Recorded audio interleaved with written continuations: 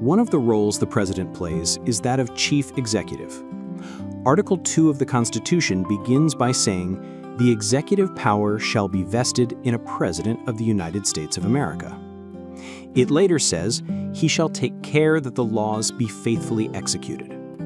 But what exactly is the executive power?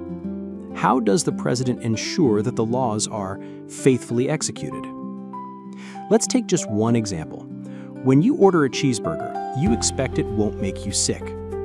One reason for this is that a federal law says carcasses, organs, and other parts shall be handled in a sanitary manner to prevent contamination with fecal matter, urine, bile, hair, dirt, or foreign matter. So the president is responsible for ensuring the food you eat is safe. He's also responsible for enforcing tens of thousands of other laws, regulations, and judicial rulings, including transportation safety, environmental protection, civil rights laws, mail delivery, and the list goes on. How does he do that? To ensure meat is safe, it must be inspected. Obviously, the president doesn't personally inspect meat for the presence of fecal matter, but in his role as chief executive, the president oversees the U.S. Department of Agriculture.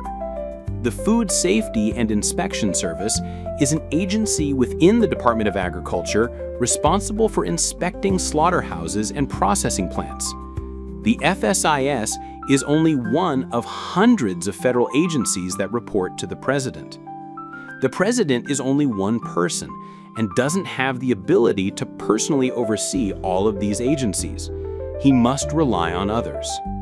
Therefore, one key element of the executive power is the power to hire department and agency heads that the president trusts will effectively carry out the law. Crucially, it also includes the power to fire officials that the president deems ineffective. But the executive power extends farther than that. To execute the law, the president must be able to hold lawbreakers accountable.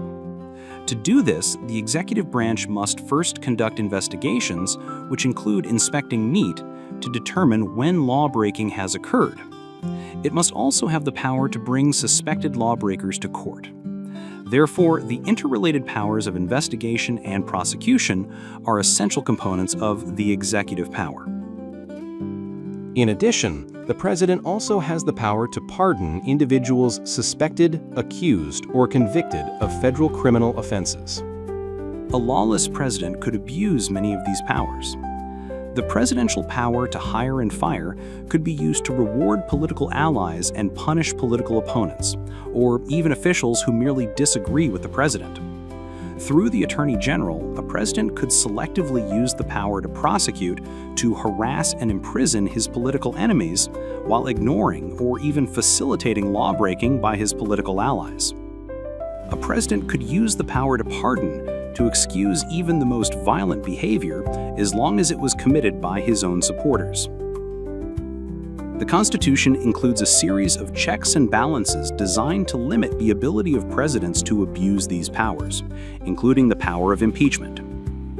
Congress has also passed many laws designed to limit the president's ability to abuse his powers. But in his second term, President Donald Trump has been challenging virtually all of these conventional limits, and doing so successfully in many cases.